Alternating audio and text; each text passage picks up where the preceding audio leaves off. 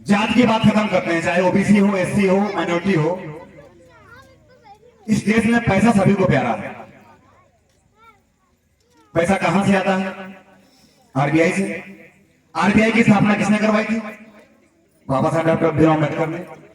1 अप्रैल को हुई थी, 1934 में हुई थी। अगर आपको पैसे से प्यार है तो बाबा साहब से प्यार करना पड़ेगा, वरना आप छोड़ दीजिए, पैसा रखना अपनी जेब में। लोग नौकरी करते हैं, महिलाओं को मातृत्व अवकाश, मैटरनिटी लीव कहां से आई? बाबा साहब ने दिलाया। आप 8 घंटे काम करते हैं, पहले 12 घंटे करते थे संविधान लागू होने से पहले। ये व्यवस्था किसने दिया? बाबा साहब ने दिया। जब आप बाबा साहब के दिए अधिकार हैं वो ले सकते हैं, तो बाबा साहब के दलितों के नेता कैसे हुए? संपूर्ण देश के हुए ना। आज आपको, आपके पूर्वजों को, आपके दादा को, पिताजी को कोई गाली दे दे तो आपके दिमाग में बैठ जाता है कि इसने हमारे परिवार के किसी सदस्य को गाली दिया था, हम इसे पता जोड़ लेंगे जब हमको मौका मिलेगा। बाबा साहब ने कितनी गालियां सुनी होंगी, कितनी यातनाएं झेली होंगी, कौन कौन से समाज से झेली होंगी, ये आप कल्पना भी नहीं कर सकते हैं। लेकिन जब बाबा साहब के हाथ में कलम आई, उनको मौका मिला इस देश का संविधान लिखने का, तो बाबा साहब ने बदले के भावना से नहीं लिखा। इस देश के प्रत्येक व्यक्ति को बराबरी का अधिकार दिया। उन्होंने कभी नहीं सोचा कि हमसे क्या अपमान, हम पर क्या अपमान हुआ है। किसी से कोई भेदभाव नहीं, सबको बराबरी का अधिकार दिया। और संविधान कहता है हम भारत के लोग, हम सारे लोग भारतीय हैं सबसे पहले। तो जब बाबा साहब ने भेदभाव नहीं किया तो उनको मानने में हम भेदभाव कैसे कर सकते हैं? हम कैसे कह सकते हैं कि केवल दलितों के नेता हैं? आप विचार करें कि बाबा साहब को संविधान लिखने का मौका क्यों मिला? बहुत लोगों ने आपको बताया होगा कि बाबा साहब 32 डिग्री धारक थे, 9 भाषाओं के ज्ञाता थे, इसलिए उनको संविधान लिखने का मौका मिला। उस समय कोई आरक्षण नहीं था कि आरक्षण के जरिए उनको वहां भेज दिया गया।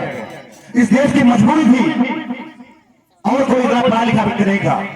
32 डिग्रियों के साथ साथ तो सबसे बड़ी बात एक और थी, उनको 53 देशों का संविधान याद था। 53 देशों के संविधान की जानकारी थी उनको पता था किस देश के संविधान की कौन सी बातें हैं जो हमारे देश को ऊंचाई पर ले जा सकती हैं, कौन सी कमियां हैं इस देश में जो हमारे देश में फिट नहीं बैठेंगी, हमारे देश को नुकसान होगा। यहाँ एक देश का संविधान पढ़ने के लिए 10 साल लग जाते हैं, तब याद होता है, फिर भी पूरा संविधान नहीं याद हो पाता। 53 देशों का संविधान बाबा साहब ने रट रखा था। ऐसे थे बाबा साहब। 1932 में जब आखिरी गोल में सम्मेलन था, बाबा साहब जा रहे थे लंदन को, आपके लिए, हमारे लिए, समाज के लिए अधिकार लाने के लिए। जब बंदरगाह पर पहुंचते हैं तो उनके बड़े भाई दौड़ कर आते हैं कि अम्बेडकर तुम लंदन जा रहे हो और वहां तुम्हारा सबसे प्रिय बेटा राजरतन, उसका देहांत हो गया है, कम से कम उसका अंतिम संस्कार कर दो। बाबा साहब अपने बेटे की मृत्यु की खबर सुनते ही उनकी आंखें भर आती हैं और अपने भाई से कहते हैं कि भैया, अगर मैं अपने बेटे का अंतिम संस्कार करने के लिए रुकता हूं तब भी मेरा बेटा जीवित नहीं हो पाएगा, लेकिन मैं अगर लंदन नहीं गया, अपने समाज के लिए अधिकार नहीं लाया, तो हमारे करोड़ों बेटे हैं इस देश में जो जीते जी मर जाएंगे। बाबा साहब अपने बेटे का अंतिम संस्कार किए बिना लंदन जाते हैं गोल में सम्मेलन में, और वहां से क्रिमिनल अवार्ड के तहत आपके लिए अधिकार लाते हैं। और वो क्या अधिकार थे?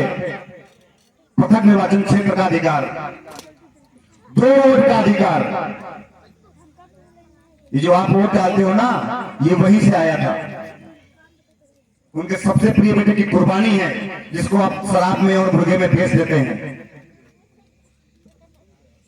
और ये बात इस देश के कुछ चंद चालाक लोगों को हजम नहीं हुई कि ये बहुजन समाज अगर 2 वोट का अधिकार इसके पास रहा, प्रथम निर्वाचन क्षेत्र का अधिकार इसके पास रहा, तो ये समाज इस देश का शासक बन सकता है, ये समाज हमारे ऊपर राज करेगा।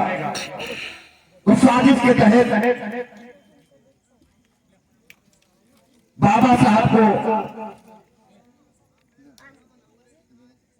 पूना पैठ समझौता करना पड़ा। महात्मा गांधी ने जेल से ही अनशन शुरू किया कि अम्बेडकर तुम पूना पैठ समझौता कर लो।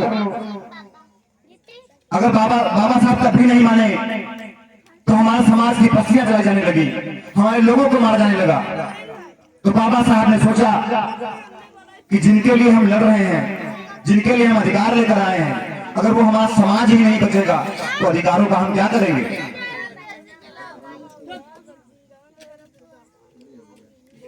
मजबूर होकर बाबा साहब को पूना पैठ समझौता करना पड़ा। और वहां से आप लोग सोचते होंगे कि ये विवरण बता रहे हैं 2 वोट का अधिकार था, डालते तो हम एक ही हैं। वहां से पूना पैठ से आपका 1 वोट का अधिकार छीन लिया गया, आपके पास 1 ही वोट का अधिकार बचा। लेकिन धन्य है बाबा साहब डॉक्टर भीमराव अम्बेडकर, वो इतने दूरदर्शी थे कि 1 वोट से हमारे समाज का काम चलने वाला नहीं। कम से कम अगर 85% समाज है हमारा, तो इसको जनसंख्या के हिसाब से भागीदारी तो मिल जाए। वहां से आपके लिए 1 वोट के बदले में उन्होंने कहा कि अगर हम 1 वोट का अधिकार आपको वापस तो कर देंगे, लेकिन बदले में हमें कुछ चाहिए। वहां से आपको आरक्षण मिला। आरक्षण का प्रावधान वहीं से आया, पूना पैक्ट से। ये अधिकार हम आपको बता क्यों रहे हैं कि आप जाने बाबा साहब की क्या कुर्बानियां थी। ये जो हम वोट डाल लेते हैं, हमको आरक्षण मिल जाता है, ये कहां से आया, कितनी कुर्बानी करनी पड़ी इसके लिए। और फिर भी हमारे समाज को जो अधिकार मिले हैं वो नहीं मिल पाते हैं। इसके लिए कहीं ना कहीं हम भी जिम्मेदार हैं। जब तक आप अधिकार छीनना नहीं जानेंगे, आपको अधिकार नहीं मिलेंगे। कैसे छीनेंगे, एक उदाहरण के तौर पे आपको समझाता हूं। मान लीजिए कि आपके घर में एक रोटी बनी है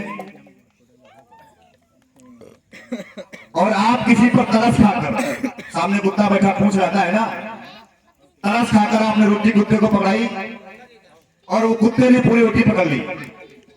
उसके बाद आप देखते कि और रोटी तो है नहीं और बेटा हमारा भूखा है, तो आप कुत्ते के सामने हाथ जोड़कर खड़े हो जाइए, कहिए भैया रोटी दे दो हमको, हमारा बच्चा भूखा है।